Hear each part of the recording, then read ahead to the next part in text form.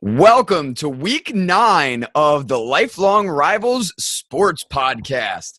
I'm Zach Kaufman here with Ryan D'Amico.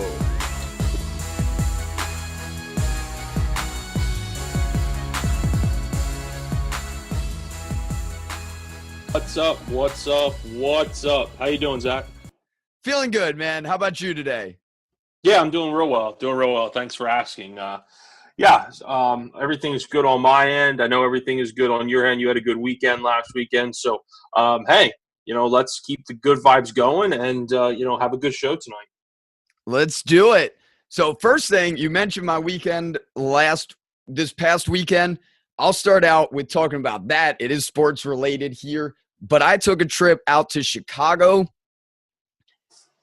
to see my sister got really big into the sport of Spikeball. She's been playing that a lot. If you haven't played it, it's similar to beach volleyball, except instead of hitting a ball over a net, you hit off of a round net in the middle. It's definitely a lot of fun. I highly recommend checking it out. But she's become really good at that and actually had the national championship that she went to in Chicago. And this is her second year in a row. She finished as a national champion. So I got to be there to see that. It was definitely exciting, a lot of fun, and a lot of great people there. I definitely enjoyed my entire trip. I was there Thursday through Sunday. Yeah, that's awesome, man. I've played Spikeball a few times, and I tell you what, man, it is definitely fun, but it's difficult though. So props to her, to your sister Allie for back-to-back national championships. That's fantastic and well deserved because, like I said, that's definitely a tough sport for sure. Yeah, the tournaments get a lot more intense than just playing with your friends at the beach or at some kind of camping event or whatever it is that you're playing with friends. There's some very good athletes, very talented players there. So definitely a fun time. Yeah, for sure. And like Zach said, he didn't get the chance to watch too much football this weekend. He asked me to kind of, lead things this weekend, tonight for the podcast this evening. So that's what we're going to do. We'll get things started like we always do here on the show and start things off with college football. We'll look back at the week that was in college football, week 7. Last week, and last week, Zach, last week's college football slate got off with a bang on Friday night last week with 2 top 10 teams going down. Clemson traveled to Syracuse and fell 27-24 to the Orangemen in a game I don't think many people saw coming. And props to Eric Dungy and that whole crew out there for Syracuse for not just rolling over and I'll be honest, I didn't think Syracuse had this in them. I mean, they were only 3-3 coming into this game, nothing to get excited about, but they found a way to hang on and Clemson loses another game to another unranked team like they did last year and last year they ended up going on to win the national championship. Let's see if that happens this year. I'm not quite sure. Not only did they lose the game, but they also took a big blow when starting quarterback Kelly Bryant went down, suffered a concussion right at the end of the first half of that game. He got slammed down to the turf, and his head just bounced off the Carrier Dome turf there. So we'll see how long he's going to be sidelined for. That's definitely a tough blow for Clemson. And tough for them going forward. Great defense, but Kelly Bryant has been, kind of stirring the pot there on offense for the Clemson Tigers. And then later that night in the late game, Washington State traveled to Cal and got absolutely whitewashed. They lost 37-3. Again, another game I don't think many people saw coming, and especially didn't see the blowout coming.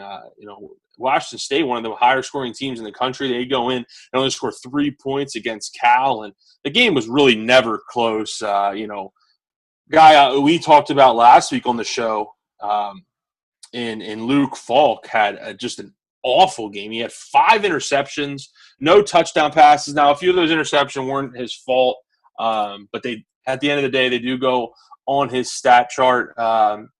Few off the receiver's hands and then intercepted. So unfortunate game for him.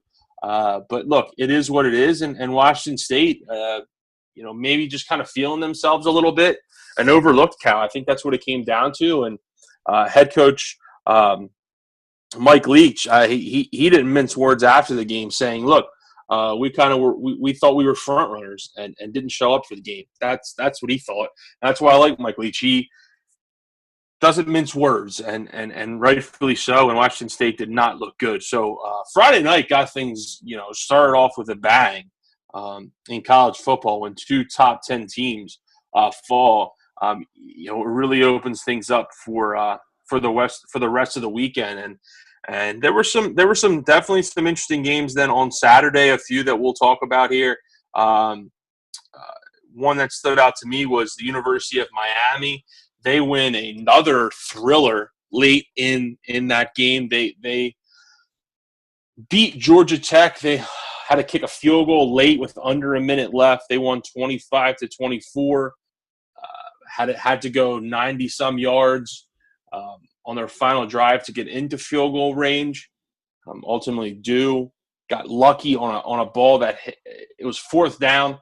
Ball ricocheted off of two Georgia Tech players. Ultimately, winds up into the hands of a Miami receiver. They convert the fourth down and then get into field goal range. And Miami squeaks one out yet again after what they did last weekend against Florida State. So Miami, they're winning, but they've been pretty fortunate and pretty lucky here. Let's see if their luck runs out anytime soon for the Hurricanes. So they'll definitely move up into – they have since moved up into the top 10. However, have had a pretty soft schedule so far this season. So interested to see how it plays out the rest of the year for Miami. The Red River rivalry, Oklahoma against Texas. Oklahoma jumped out to a 17-0 lead in this one. Texas ultimately comes back and actually takes a 24-23 lead with a little over 8 minutes left. But a minute after Texas scores, Baker Mayfield does what he does and finds Mark Andrews for a 59-yard touchdown pass, which is the difference in the game. So Oklahoma hangs on to win 29-24. And one of the more fun rivalries in college football always makes for a pretty good and a pretty exciting game. So Oklahoma and Baker Mayfield, they get a big road win at Texas, a game that I'm sure Texas would have liked to have and would like to have found a way to win. Auburn, they go to Death Valley, lose at LSU. I'm not going to spend a lot of time on that game. Another top 10 team that does fall. Last game, though, Zach, I will touch on, which is a really exciting game. I watched a good bit of it, was Utah traveled to USC. And I'll tell you, man, a game that just came right down to the wire, and a game that wasn't real exciting going into the fourth quarter, but USC really changed that. It was 21-7 at halftime. Utah was winning. Sam Darnold and USC's offense couldn't really do much of anything. Darnold had a few turnovers in that first half, and people were kind of wondering what the hell was going on with USC. Then halftime comes around. USC goes, they go on a late charge and score 3 straight touchdowns to go up 28-21. And then with 46 seconds left, Zach, interesting, because I'd like to hear your opinion on this. Troy Williams, the quarterback for Utah, rushes it in from 1 yard out, scores the touchdown. You would think the tying touchdown and forcing overtime, but Utah says, not so fast. We're going to go for 2. We're going to try to win this thing here in USC and get out of here with a win and not take our chances at overtime. Wasn't a very good play call. It was a rollout to the right. I hate rollouts. You essentially cut the field in half. I think that's an idiotic play call, and an idiotic play call in that situation. And they fail, and USC hangs on to win. They just kneel and run out the clock. So USC hangs on and wins and gets a big game against a good Utah team that's always good year in and year out. But, Zach, I want to get your opinion on Utah going for 2 there.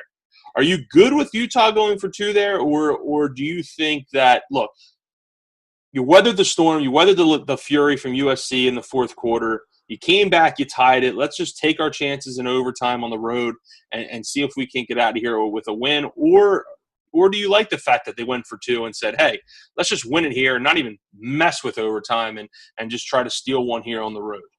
What would you have done? See, for me, it's definitely something that differs team by team. I automatically think of the Pittsburgh Steelers in the NFL are consistently very good at getting 2-point conversions. I don't have the statistics in front of me, but I know it's right around, or it might even be just over 50% that they've been able to score 2-point conversions, I believe, since Mike Tomlin's been coaching them. And they're a team that very confidently makes moves like that. And a situation like that you have either a team that's known for being able to convert, or if you have a specific play in place that you are just firmly confident that you're taking advantage of the defense, you have something they're not ready for, whatever it is, I like that call in those situations. If it's something that I'm not sure how well prepared for it was with that rollout call, but something like that, I'm a little more skeptical of. I love it when they have something already set that they're completely confident in and they're going for it there, especially in an underdog situation like that. If they got it, that's one of the highlights of the year, especially for that specific team. That's so exciting. But to not get it, it ends up making there be a lot of questions about the coach. So I'm a little skeptical in that specific team, but generally I do like that. I do like that move when a team is confident in it and when they've set themselves up well for a successful attempt. Yeah, I totally understand what you're saying and totally get where you're coming from. I think if this was a game that was just kind of back and forth, tight the whole way, and Utah scores late like that, I think they kick the extra point and they go to overtime. But I think the fact that USC and Sam Darnold kind of found a rhythm there late in that third quarter and into the fourth quarter, I don't think they wanted to take their chances in overtime and give USC and that offense a short field, because obviously everyone knows about college football overtime. You get the ball at the 25-yard line to start. So I think that was the thought process there. And I guess I don't have too big of a problem with it, but I did not like the play call at all. I hate rollouts. I'll never understand them. You cut the field in half. It just does not make sense. It just makes the defense job basically that much easier. So USC hangs on and they get a big home win. Let's look to next week, Zach, here as we wrap up our college football talk. I'm gonna give the listeners 3 games to look at. First one kicks off at noon on Saturday. Oklahoma State, who was off last week, they travel to Texas and take on the Longhorns, who we did just talk about. Oklahoma State was not off last week. They pounded Baylor. That's the reason they basically had a bye week. They dismantled a winless Baylor team who continues to look absolutely dreadful. So Oklahoma State goes to Texas and faces a 3-3 Longhorns team who, look, tough one last week in a rivalry game. No rest for the weary, though. They got to bounce back and take on a top 10 Oklahoma State team and Mason Rudolph and James Washington and that whole crew coming to town. So Oklahoma State, Texas, I think that's definitely – look, I think that's going to be a pretty solid game. I really do. I don't think Oklahoma State's going to go into Texas and roll like maybe some people think. It's a 7-point spread. Texas is a 7-point underdog. I think that line's a little lower than some people might think it should be. So I'll take I think that game's going to be close. Definitely should be an exciting one for sure. Next game, Zach, that we'll look at is going to be two nightcaps, the 2 night games, one of which is USC traveling to Notre Dame. USC, like we just talked about, again, they're 6-1. They're traveling to Notre Dame, who is 5-1. They are, in fact, coming off a bye week. And look, this is a rivalry game. This is a game that's played every year. USC, Notre Dame, these 2 teams do not like each other, and it's pretty cool. It's pretty cool because these are 2, marquee schools, high-profile schools. and they've had some pretty good clashes in the past. So I'm looking forward to this game. However, I will not be watching this game, Zach, because I will be watching the last game that I'm going to have the listeners watch, which is the College Game Day location. It's the ABC primetime game this week. Michigan, number 19 Michigan, travels to now number 2 Penn State. Penn State, they had a bye week last week, they didn't play, yet they move up a spot. So things are looking pretty good in Happy Valley right now. If you're a Penn State fan, for the Nittany Lions, Michigan's coming to town, and look, Michigan's offense has been pretty lackadaisical here since Wilton Speight went out and John O'Corn took over. But look, Michigan's defense is statistically the best in the country and leads the country in a lot of categories, including 3 and outs. I think they're 8th against the run, 6th against the pass, 4th in scoring.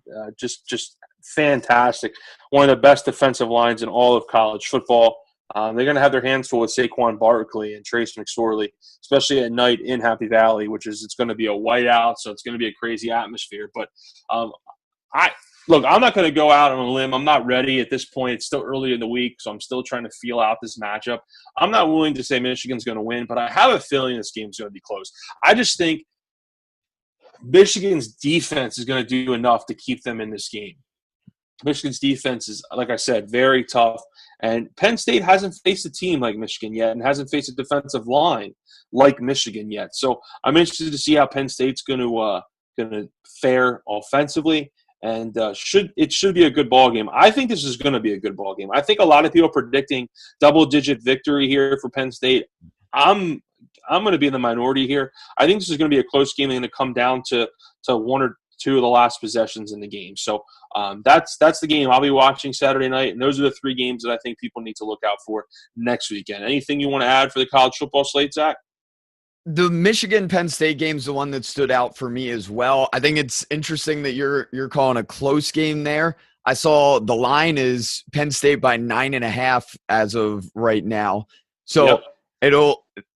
I'd always, and I think most fans prefer, except Penn State fans in this situation, but they'd prefer watching a close game and would love to see it how you've been predicting that it comes down to the final couple possessions to make it more exciting. So we'll have to wait and see how that goes, if it ends up being a double-digit game or if Michigan can keep it close and make a run for it towards the end of the game.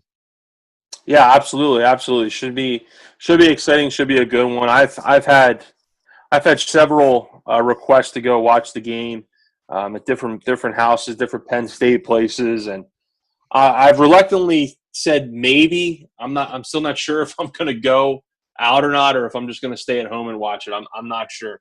I'll probably lean towards staying home because there's 2 games every year I want Michigan to win.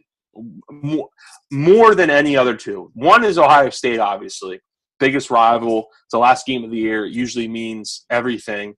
And then number 2 is this one for the obvious reason, which is I'm a Michigan fan. I live in Penn State territory, and a lot of my friends, majority of my friends, are Penn State fans. So this one I always circle in the schedule. So I think it's gonna be a very good ball game. I just have that gut feeling that it's going to be a close one. I don't think it's going to be a double-digit game like some people think. So that's it for college football, guys.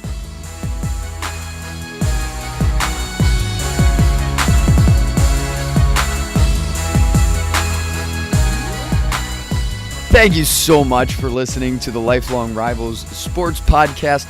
We really appreciate it. We've changed some things up based on some of the feedback we've received, so we'd love to continue hearing your feedback. As we continue to build this platform with our podcast, it's very helpful to us if you can share it with the people you know that you think would be interested. We'd really appreciate it. Thank you so much, and have a great week.